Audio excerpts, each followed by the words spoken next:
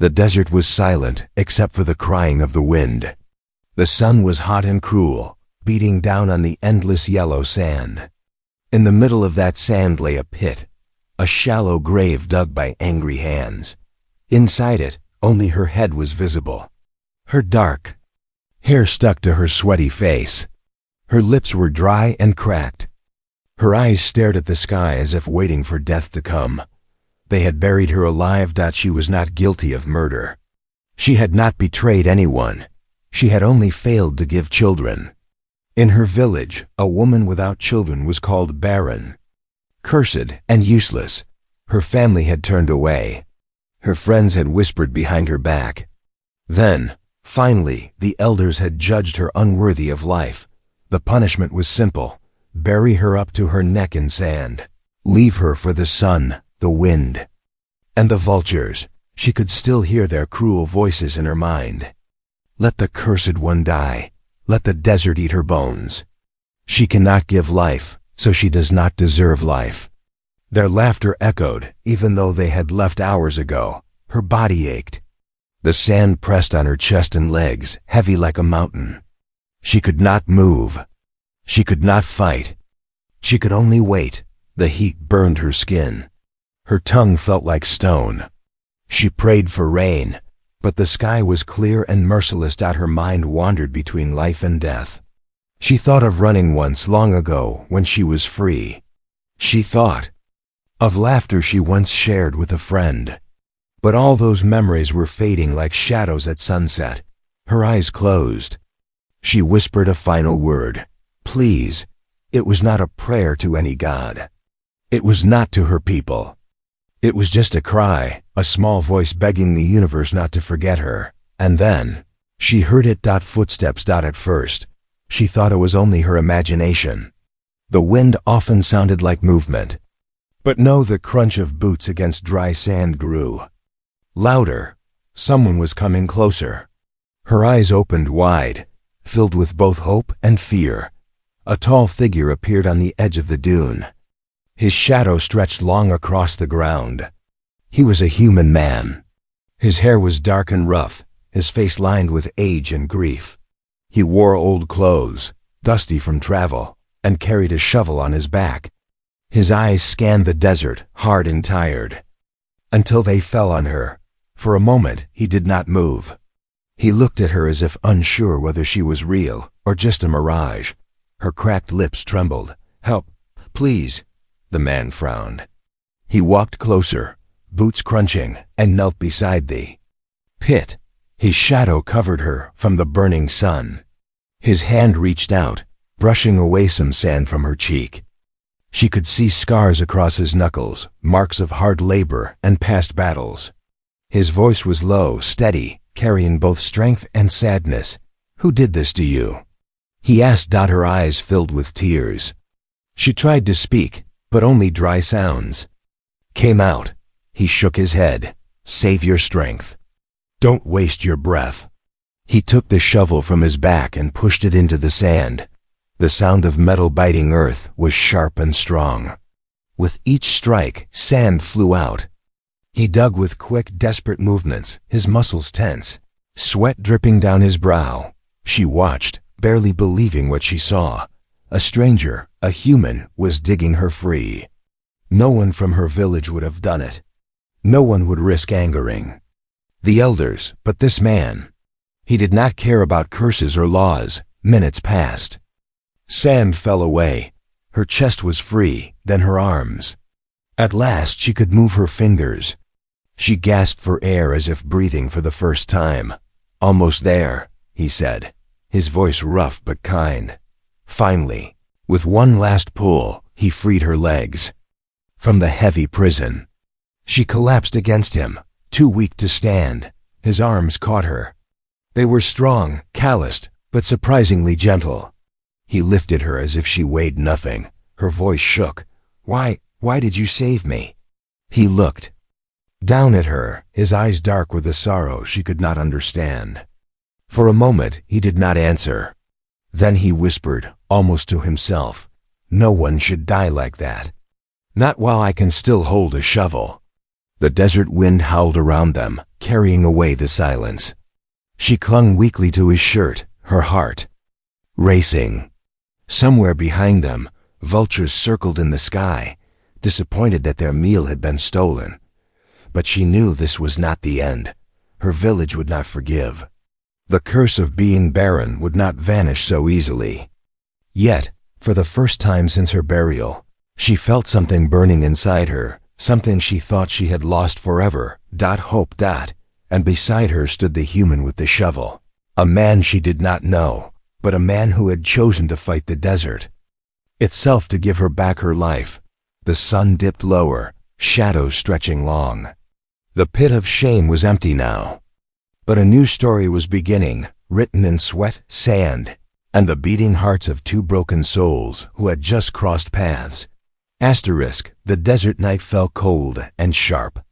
Hours had passed since the human had pulled her from the pit of shame.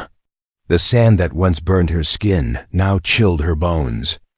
Wrapped in the stranger's old coat, she sat weakly by a small fire he had built with dry sticks. The man said little. He worked with quiet focus, hands moving as if they had done this many times before.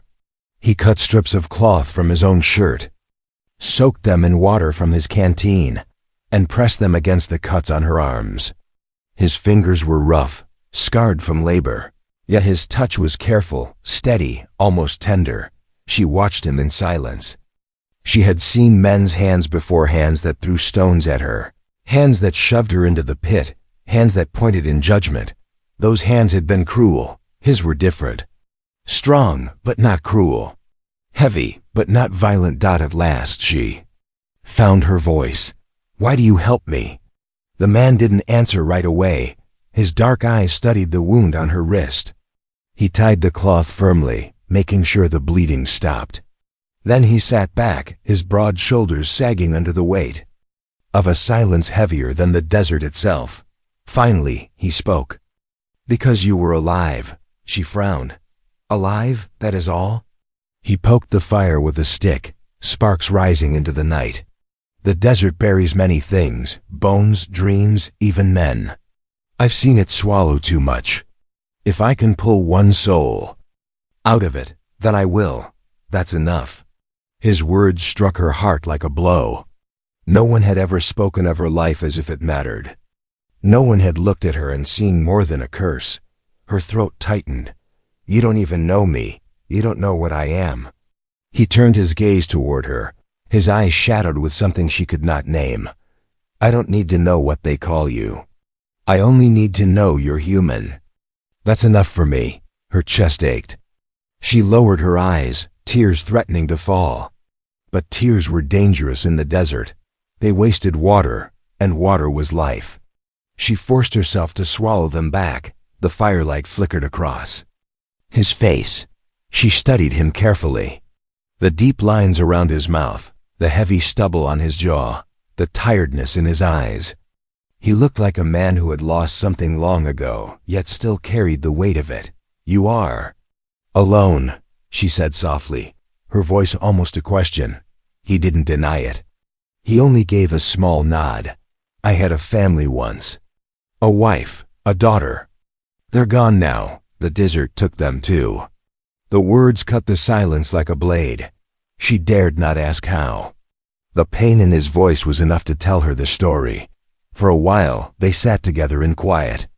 The fire cracked, the wind whistled through the dunes, and the stars burned cold above them. She wanted to thank him, to say something more, but her body trembled with weakness. Suddenly, the man rose to his feet. He scanned the horizon, his hand resting on the shovel, leaning against his pack. His eyes narrowed. Her heart raced. "What is it?" "Tracks," he muttered.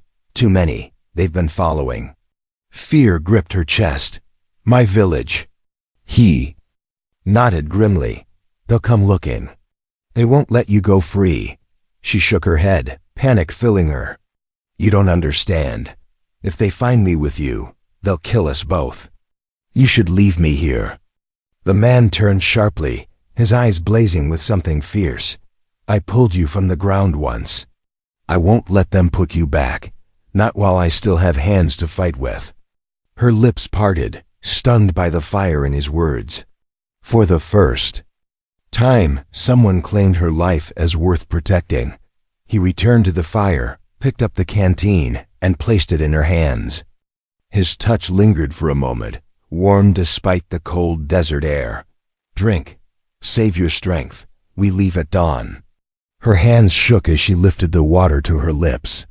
It was the sweetest taste she had ever known. When she finished, she whispered, "Why risk yourself for me? You could walk away and no one would blame you." He met her gaze. His voice was low, heavy with conviction. "Because once, long ago, no one came when I begged for help. I know what it means to be left in the dark. I won't do that to you." Her heart thudded painfully in her chest. She could not explain why, but something deep inside her shifted. She was no longer just a cursed woman buried in the sand. To him, she was someone worth saving. The fire burned low. She lay down, her body wrapped in his coat, her mind restless with fear and hope. As sleep began to take her, she looked at his silhouette sitting by the fire, shovel across his knees, watching the night like a guardian. And she thought, maybe this man was not just saving her life. Maybe, in some strange way, he was saving his own too. The desert was wide and cruel. But for the first time, she felt she was not facing it alone. The desert journey was long. The woman's legs trembled as she tried to walk, but the man supported her, his arm firm around her waist. Each step pulled them farther away from the pit of shame, farther from the voices that had buried her. Yet, each step also pulled her deeper into the unknown toward the man's world, which she could not yet understand. At last, when the sun had burned across the sky and dipped behind the dunes, they reached it. His home. It stood lonely at the edge of a wide valley. The house was small, built of wood and stone, with a roof that sagged under years of wind and heat. The fence around it leaned sideways, broken in places. No lights glowed, no laughter echoed. Only silence waited for them. The woman froze at the sight. This was not the home of a man with family, friends, or children. It was a grave of its own, a place where memories lived, but the living did not. The man opened the door with a push of his shoulder. The hinges groaned. Inside, the air was heavy with the smell of smoke and dust. She stepped in behind him, her bare feet sinking into the rough floorboards. Her eyes wandered. On the walls hung faded pictures. A woman smiling, a little girl with hair like sunlight, their faces bright and full of joy. But dust covered the frames and cracks split the glass. She swallowed hard. "Your family?" The man's back stiffened. He didn't answer at first. He lit a small lantern, its glow flickering. Across the empty room, finally he spoke, his voice low. "Yes, once." The silence that followed was heavier than stone. He pointed toward a wooden chair. "Sit. Rest."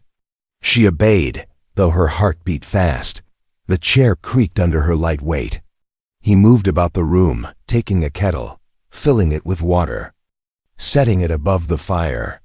His hands were steady, but she noticed how he avoided looking at the pictures on the wall. She whispered, almost afraid of her own voice. "What happened to them?" His jaw tightened. He didn't look at her. "The fever. It came one winter. Took my wife first. Then my daughter." He stirred the kettle as if the sound of boiling water could drown out his memory. "I buried them out there, by the willow tree. That's why the house is quiet now, too quiet." The woman lowered her gaze. She knew pain, but his pain was different. Hers came from being hated, cast away. His came from losing love, from holding it in his hands only to watch it turn to dust. Her chest ached with something strange. Pity, understanding, maybe even connection. The kettle whistled. He poured the water into a cup, dropped dried leaves inside, and set it in front of her. Steam rose, carrying a bitter but soothing smell. "Drink," he said. She wrapped her hands around the cup. The warmth seeped into her cold fingers. She took a sip and coughed at the sharp taste, but the heat calmed her throat. For a long time they sat without words. The fire crackled, the house groaned in the wind. Outside, the desert howled like a hungry beast. At last, she spoke. "Why? Bring me here? You could have left me in the dunes. Your house is full of your ghosts. I am nothing but trouble to you." He finally looked at her, and she saw the firelight catch in his tired eyes. "Because no one should walk the desert alone. I know what loneliness does. I won't give it to another." Her lips trembled. She wanted to tell him she was cursed, that she was barren, that her village would hunt her. But the words stuck in her throat, because when he looked at her, she did not see disgust in his eyes. She saw something else. Recognition. As if he understood what it meant to be unwanted. The fire burned lower. She shifted in the chair, her body heavy with exhaustion. The man rose, went to the corner of the room, and pulled a blanket from a trunk. It was old, frayed at the edges, but warm. He placed it over her shoulders, careful not to touch more than necessary. "You can sleep here tonight," he said. "The bed is yours. I'll take the floor." Her eyes widened. "No, I cannot, but—" He raised a hand. "I've slept on harder ground. Don't argue." She stared at him, stunned. A man willing to share his home, his fire, even his bed. But not for himself, for her. The thought warmed her more than the blanket. She lay down at last, her head sinking into the pillow. Her body trembled with confusion. Fear of her village still burned inside her, but something else stirred now. Safety.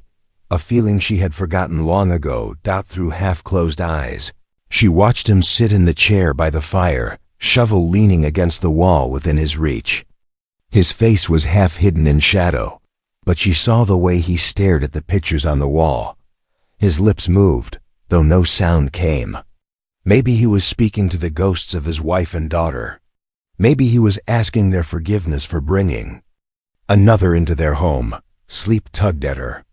She closed her eyes, the blanket holding her, the silence surrounding her. But before sleep claimed her, one thought struck deep. This man had saved her body from the pit. But inside this house of ashes and silence, he might be saving something else to her soul.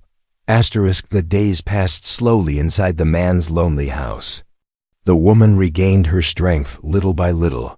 Her skin healed where the sun had burned her, and the ache in her chest began to fade. Yet she knew peace could not last. Peace never lasted. The human man gave her food, water, and shelter, but more than that, he gave her silence. He did not ask about her past. He did not ask why her people had buried her. And she did not dare to tell him. The word Barren felt like a blade she could not place in his hands. Still, she feared the world beyond the walls. For though the house was quiet, the village was not. The whispers began the moment someone saw her walking through the market with him. She kept her head down, her cloak pulled close, but eyes followed her like knives. Women stopped their gossiping mid-sentence. Men paused with hands still on their goods. Children pointed with wide, frightened eyes. "That's her," one voice hissed. "She was buried." "How is she alive?" another whispered. "The human dug her up. Then he must be cursed too." The words followed her, thin and sharp, cutting deep into her chest.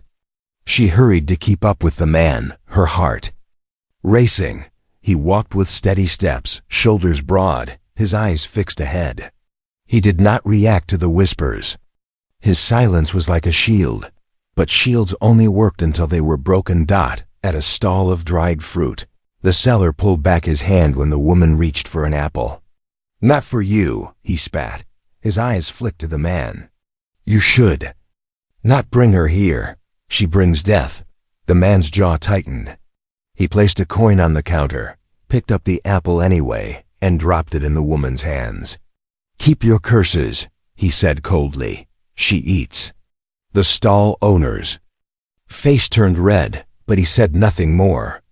Fear of the man's calm, unshaken voice was stronger than his anger. Still, The whispers grew by the time they left the market. The whole village seemed to know. Behind windows, shadows moved. On doorsteps, women whispered into their hands. Men muttered about honor, about curses, about punishment. That night, as the woman sat by the fire in the lonely house, she could not eat. Her hands shook as she held the apple. She stared into the flames, the whispers still echoing in her head. "They will come," she said softly. The man looked up from where he sharpened his old hunting knife.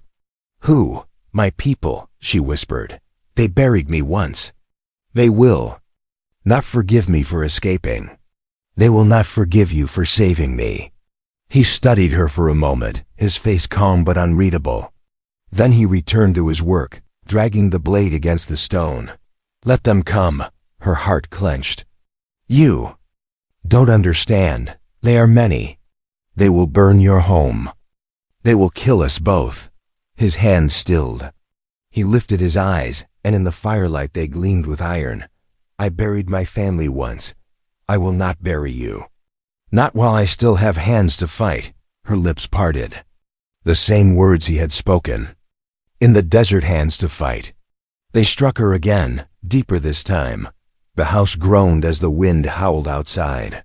The silence between them was heavy, filled with everything unsaid. Finally she whispered, "Why risk so much for me?" He leaned back, setting the knife aside. His shoulders sagged, as if the weight of the world pressed on them. "Because life is cruel enough. Because I know what it means to lose everything. And because no one else would." She bowed her head, her heart beating fast. She had been nothing in her village, a curse, a mistake. Yet in this house of ashes, this broken man gave her something her people never had worth. Still, fear gnawed at her. She could not push away the whispers. She remembered the faces at the market, the way they glared at her as if she carried death itself. She knew they would not rest, and she was right, for even as she and the man sat by the fire, far across the village, men gathered in a dark room. Their voices were low, sharp as knives. "She walks alive when she should be bones. The human defies us. He spits on our law. She is barren. She must go back to the ground." Torches leaned against the wall. Blades gleamed in the firelight. Plans were whispered, and anger burned hotter than the desert sun. The woman shivered, though. The fire beside her was warm. Somewhere deep inside, she knew the truth. The whispers would not stay whispers for long. The night was heavy with silence. The desert wind carried the smell of dust and dry grass, but beneath it was something else: smoke. The woman woke with a start, her heart thundering in her chest. She looked around the dim room. The fire in the hearth had burned low. The human sat in his chair, his rifle across his knees, his eyes half closed but alert. Then she heard it, a sound like a storm.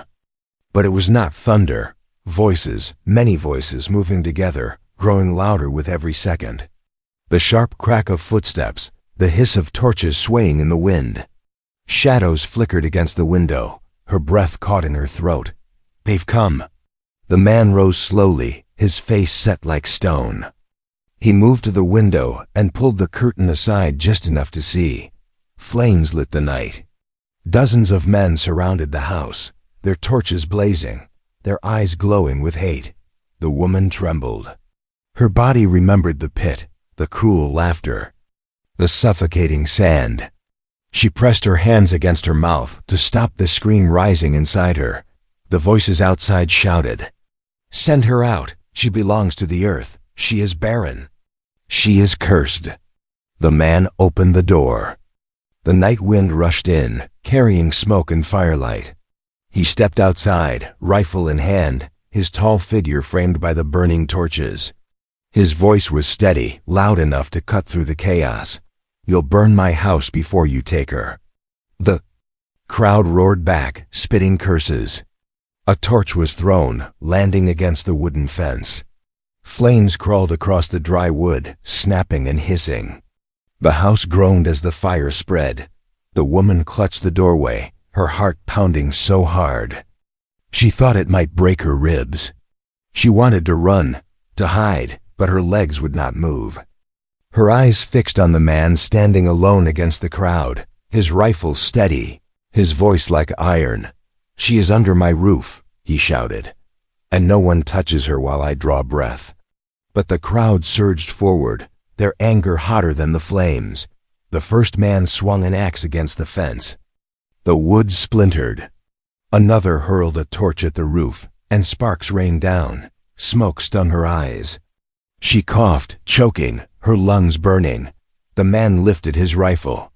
A single shot cracked through the night, loud as thunder. The bullet hit the ground near the attacker's feet, sending sand flying. The crowd stumbled back for a moment, shocked. But only for a moment. "They'll kill you." The woman cried, her voice breaking. He didn't look back. His words were calm, almost gentle. "I've been dead inside for years. Tonight, I choose to live or die for something worth it." Her knees gave out. She sank to the floor, tears spilling down her face. The heat of the flames pressed against her skin. The shouts outside grew louder. More torches flew. The night turned red with fire dot, and then crash. The door shook as men slammed their shoulders against it. The wood groaned. Another blow, and the hinges rattled. The man braced himself, rifle ready, jaw set. His body was just one man, but he stood like a wall. She crawled toward him, grabbing his arm. "Please don't. You can't fight them all."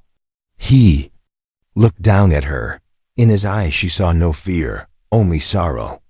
And something deeper, something fierce. "Then let them learn what it means to face hands that dig graves." The door shattered. The attackers poured in, their torches blazing, their blades flashing. Smoke and fire rushed into the house. The woman screamed. The man raised his rifle, fired once, then swung it like a club, knocking one attacker to the ground. Another lunged, but the shovel leaned against the wall, and with a swift motion he grabbed it, swinging hard. The iron edge cracked against a skull, and the man fell. Chaos filled the room. Fire spread up the walls, the roof groaning under the heat. Shadows danced wild across the floor. The woman crawled back, coughing, tears streaming down her face as the fight raged before her eyes. She saw the human bleed. A knife cut his shoulder. Another strike grazed his ribs. But he did not fall. He fought with the fury of a man who had nothing left to lose, who carried ghosts in his heart and fire in his hands. And for the first time, something inside her snapped. She was no longer the buried one, no longer the cursed one. She was alive, and she would not watch him fall. Her hand closed around the apple knife from the table. Her fingers shook, but she gripped it tight. When one of the attackers rushed past her toward the human, she rose with a scream and drove the blade into his side. Blood spilled. The man fell. The human glanced at her, shock flickering across his face. But then he nodded, as if he had expected this moment. As if he knew she was stronger than even she believed. The crowd outside roared. The house burned. The night was alive with fire and fury. The woman stood by his side now, knife in hand, the flames lighting her face. She no longer trembled. She no longer begged for life. She was ready to fight for it. Asterisk. The fire raged inside the house. Smoke rolled across the ceiling, black and choking. The woman's eyes burned as she fought to breathe. The human stood beside her, blood staining his shirt, his shovel heavy in his hands. The men who had stormed the house were fewer now. Some lay groaning on the floor. Others had fled into the night, fear finally breaking their courage. But the strongest remained, circling, their torches crackling, their blades glinting in the orange glow that the woman's heart pounded. She gripped the small knife tighter. Her hands shook, not from weakness this time, but from rage. Rage at the men who had buried her. Rage at the voices that had called her cursed. Rage at the years of shame. One attacker lunged. The human met him head-on, swinging the shovel with brutal force.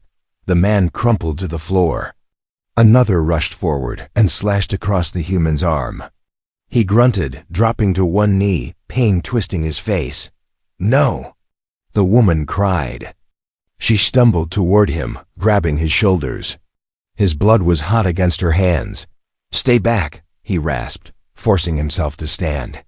His breath came hard, but his eyes still burned with fire. "I won't let them take you." Her chest clenched. This man, who owed her nothing, who had found her dying in the sand, had given everything, his strength, his blood, his life for her. She could no longer stay silent. Her voice broke as she shouted into the smoky air, her words sharp enough to pierce the shouts of the crowd. "Do you know why they buried me? Do you know why they call me cursed?" The attackers hesitated. Some sneered, others leaned closer, hungry for the answer. "It's because I am barren," she screamed. Her voice cracked with pain and fury. "I cannot give children. I cannot give life, so they tried to take mine. They said I was worthless." Her cry echoed in the burning house. The men sneered, nodding, satisfied to hear her admit it. But then she raised the knife, her voice steady now, like iron forged in fire. "And yet I stand. I live, and I will not return to the ground for you." The words struck like thunder. The human's head turned slowly toward her, his eyes wide, not with disgust, not with pity, but with something deeper. He understood. Blood ran down his arm, but he smiled, a small broken smile that carried more strength than any blade. "You are not cursed," he said softly, his voice carrying through the smoke. "You are more alive than any of them." Her knees almost gave out, but she stood taller, her chest rising with fierce breath. For the first time she believed it. Attackers roared, their fury reignited. They charged again. But now she did not hide. She fought. A man lunged at her, torch raised. She ducked low, slashing with the knife. Another grabbed her arm, but she twisted free, striking with a strength she did not know she had. The human fought at her side, shovel swinging, each blow fueled by pain and defiance. Together, they stood like a storm. The fire tore through the walls. The roof cracked, sparks raining down. Heat scorched their skin.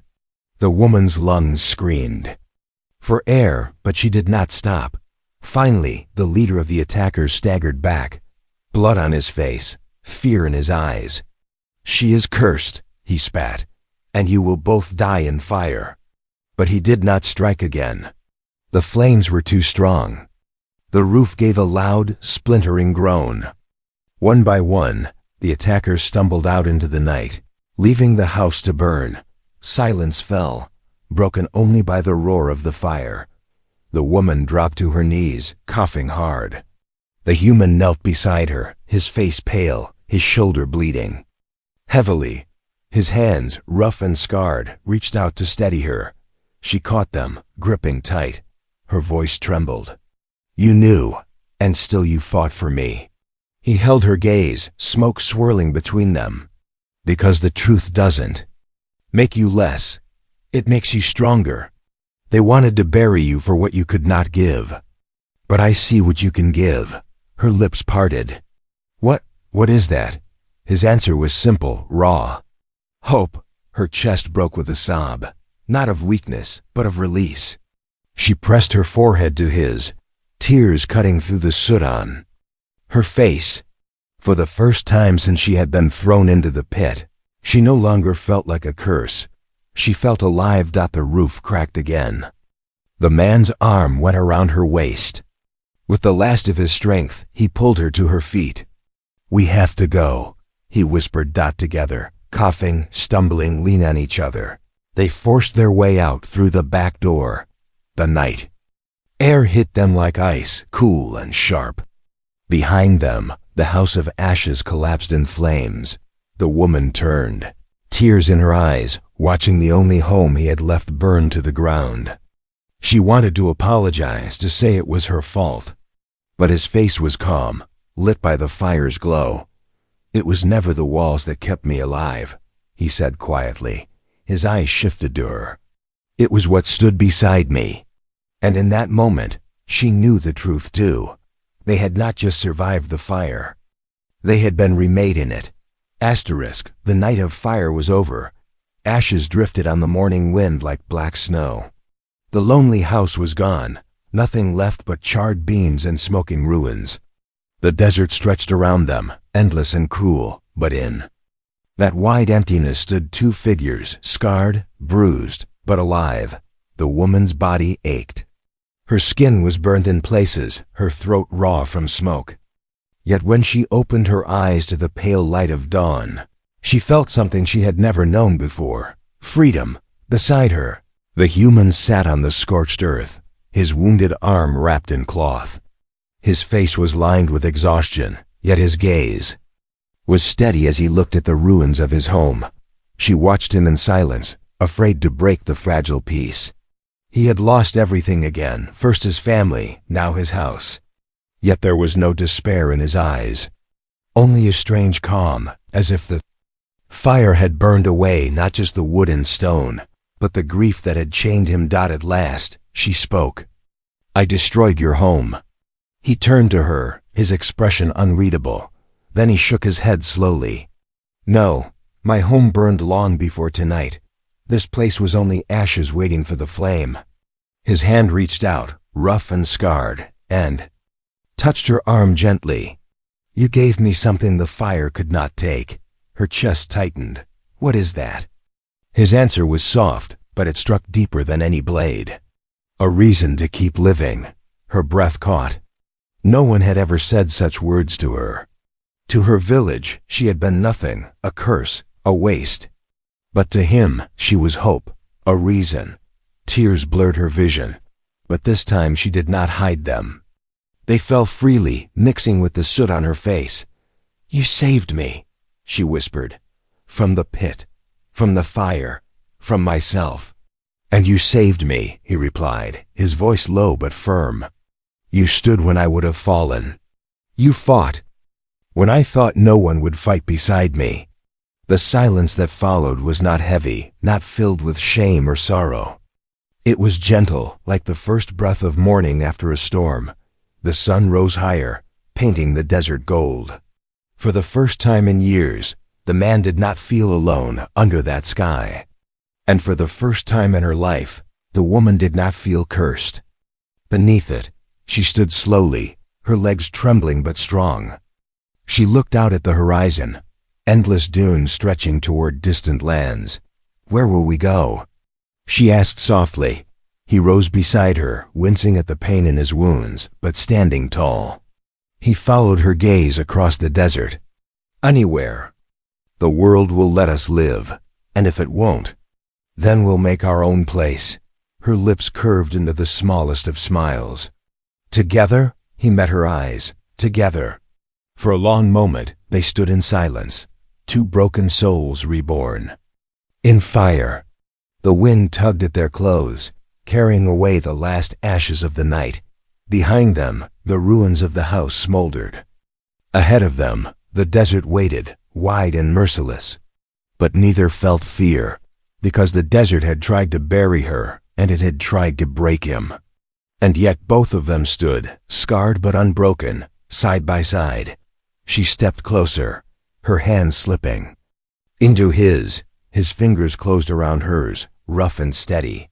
No words were needed. The touch was enough. The vultures circled high above, but they no longer frightened her. She lifted her chin to the sky, her eyes steady. The human glanced at her, his voice quiet but certain. "The world will keep calling you cursed, but to me, you are proof that even in the darkest pit, life can rise again." Her throat tightened. She wanted to speak, but her voice failed. Instead, she leaned her head against his shoulder. Sun broke fully over the horizon, flooding the desert with light. The long shadows of night vanished. A new dawn had come, not just for the barren woman, not just for the lonely father, but for both of them. And for the first time, neither of them faced it alone.